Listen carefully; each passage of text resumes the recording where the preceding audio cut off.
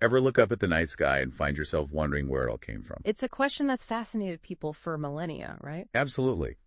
And today we're taking a deep dive into how a theological perspective on creation can shed light on that very question. And surprisingly, it connects to how we understand the world around us even now. It's more relevant than some might think. Way more.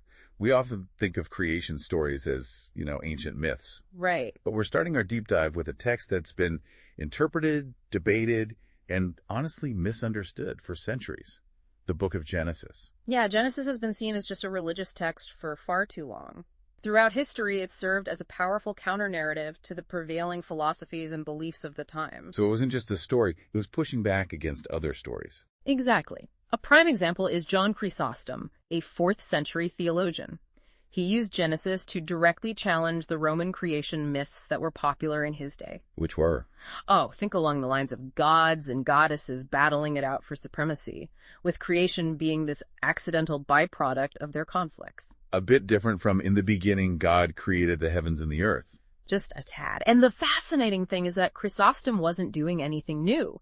Challenging prevailing creation narratives with Genesis had been a common thread for centuries. It offered a framework for understanding the universe that was radically different from what everyone else was saying. What made it so radically different? What set Genesis apart? Well, consider the ancient world.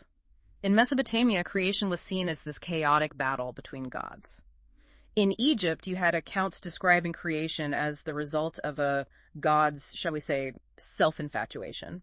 But then Genesis steps onto the scene with a radical idea. Ex nihilo creation out of nothing. Out of nothing. So not just rearranging some pre-existing cosmic Play-Doh. Exactly, not some primeval soup. And that difference is key. What difference does it make? It completely changes how we understand who God is. Creating from nothing implies a God who is all-powerful, completely unbound by any pre-existing limits. He doesn't have to work with what he's got. He starts with nothing. Right. And because of that, we understand that we aren't just rearrange stardust or repurpose cosmic material. Genesis tells us we're uniquely willed by God, giving us inherent dignity and value. Wow. I never really thought about it like that before. That's a powerful statement about what it means to be human. So we've seen how Genesis challenged the ancient world's view of creation.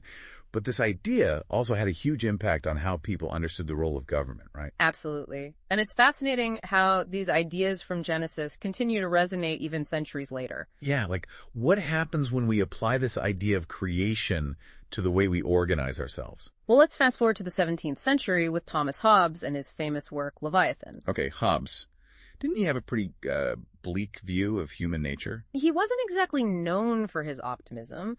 Hobbes believed that without rules, without a strong governing power, human life would essentially be, well, chaos. Yeah, the state of nature, he called it, right? Exactly. And it wasn't pretty.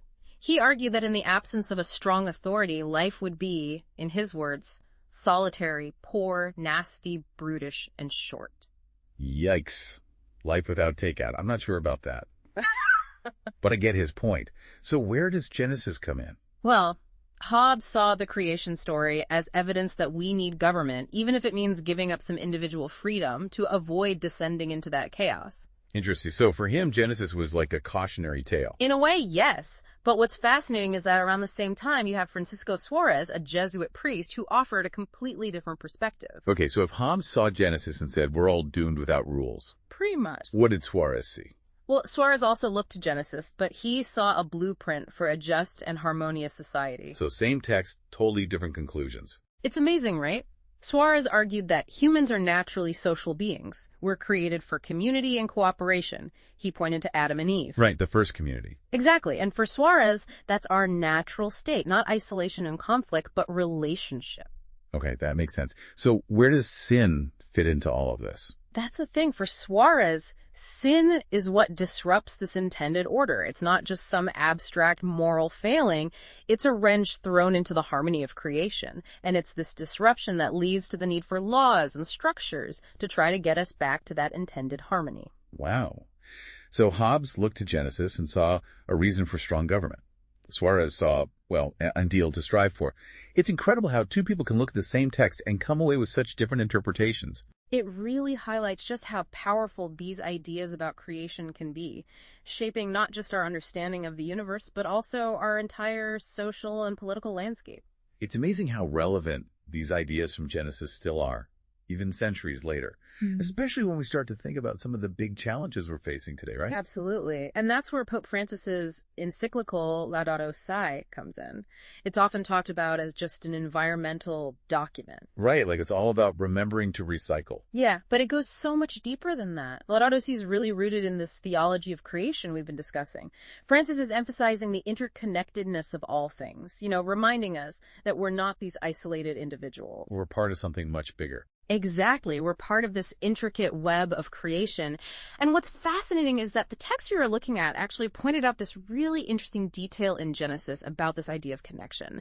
It's the parallel between the 7 days of creation and the instructions for building the tabernacle. Did you ever notice that? I'll be honest, that one always kind of went over my head. Like, why all those specific details about the tabernacle right there? Right. But it's actually really profound. You see, the tabernacle, it was the dwelling place of God amongst his people.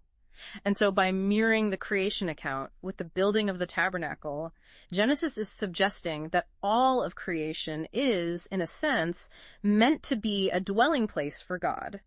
Okay, I've never thought about it like that. So if creation is God's dwelling place, where do we fit in? Well, that's where the idea of humanity as priests of creation comes in. Just as priests mediated between God and his people in the tabernacle, we are called to mediate God's care and love to the world around us.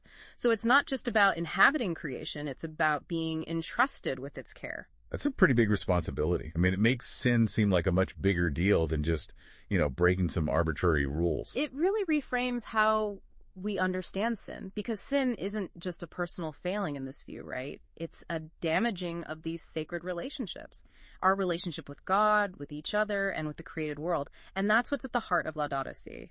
So Pope Francis is challenging us to see that caring for the environment isn't just about being a good person. Exactly. He's calling for something more. He's calling for both personal conversion, that inner transformation that allows us to live in greater harmony with creation and systemic change, to address the root causes of our ecological crisis. It's not enough to just recycle. We need to rethink our whole way of being in the world. Wow. So we've gone from ancient creation myths to modern day challenges. And what strikes me is that these ancient ideas about creation, they still matter. They offer this really valuable lens for understanding not just our place in the universe, but our responsibility to each other and the impact of our choices. And that's what's so amazing about these deep dives we do, isn't it? It's not just about gaining information. It's about encountering these texts that have shaped our world and letting them challenge us to see things in a new way.